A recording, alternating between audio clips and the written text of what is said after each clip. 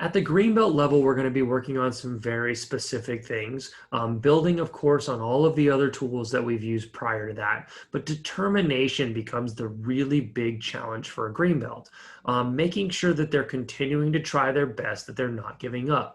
At green belt, some of the skills start to get more challenging. You start adding different kicks like spinning motions. You start adding judo into the mix. And so as a character skill set, what we want them to do is even if they're not quite getting it, we still want them to try their best. And there are ways to show that.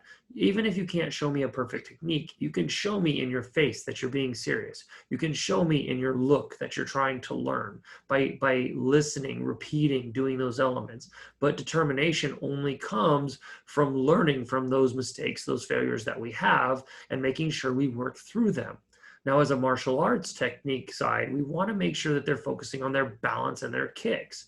At a green belt, a lot of times they have grown through some of those awkward phases. Some of them are still small, and that's okay, but the balance should start setting in. The flexibility should start showing up. We want to make sure that they're doing proper foot technique, like the knife edge of the foot on a side kick, the ball of the foot on a snap kick, thrust kick, or even the sideways turn of the toes on a roundhouse kick.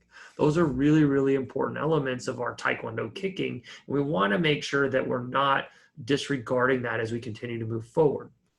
The other thing is, on a kick, the leg needs to come up and chamber, and then it needs to extend out and come back. Sometimes you find for a green belt, it's very difficult for them to throw a big kick and then chamber the kick before they put it down.